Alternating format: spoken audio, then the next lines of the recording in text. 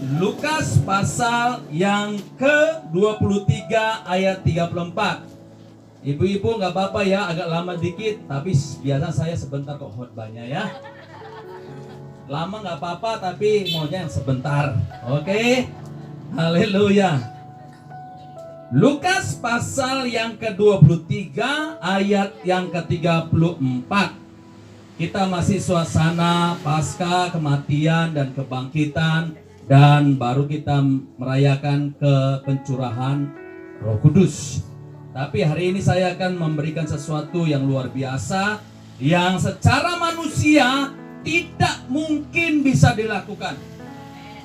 Secara manusia tidak mungkin bisa dilakukan tanpa ada kuasa yang dari surga yang memampukannya. Apakah itu? Mari kita baca.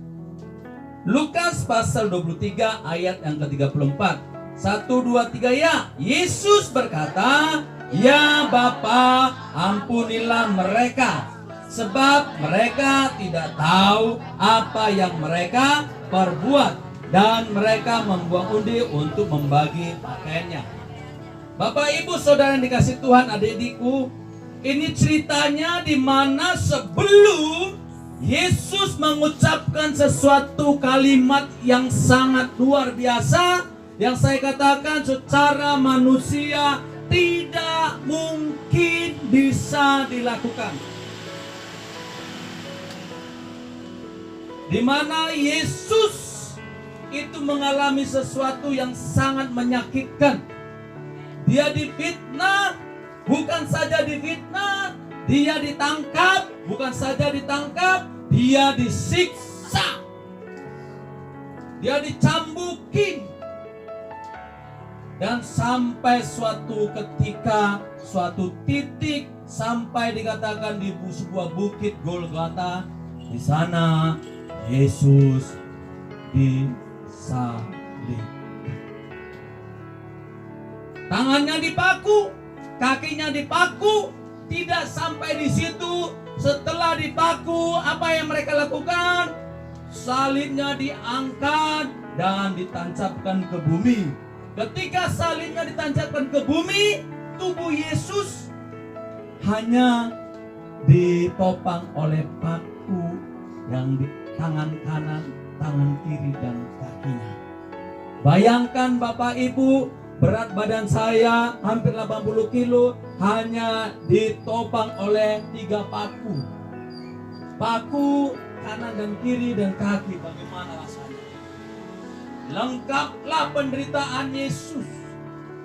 Ketika penderitaan Yesus lengkap, dia, Alkitab berkata apa?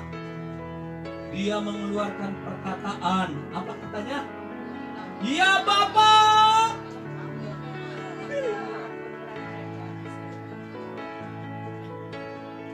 Yesus mengeluarkan perkataan yang sangat luar biasa di tengah-tengah ketidakadilan. Perkataan Yesus keluar dari salib, yaitu di tengah-tengah penderitaan. Perkataan Yesus keluar dari tengah-tengah kesakitan. Kita tahu perkataan yang keluar bukan perkataan yang mengutuki, tapi perkataan berkat. Dia berkata, setelah semuanya itu, setelah semuanya terjadi, sempurna, penderitaan Yesus sempurna, sampai di atas kayu salib. Dia tadinya disiksa, dia diam saja. Ibu-ibu, bapak-bapak, adik-adik, ketika Yesus disiksa, Yesus tidak mengeluarkan perkataan. Yesus tidak mengeluarkan perkataan apapun. Karena apa? Karena belum lengkap. Siksaan penderitaan yang dialami Yesus itu belum sempurna, belum lengkap, sehingga dia hanya tutup mulut.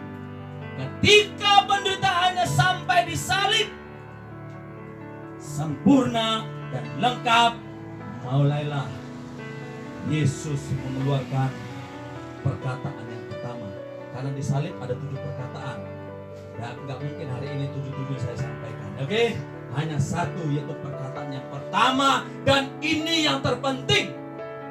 Perkataan ini adalah dasar yang utama supaya kita bisa menang terhadap ketidakadilan.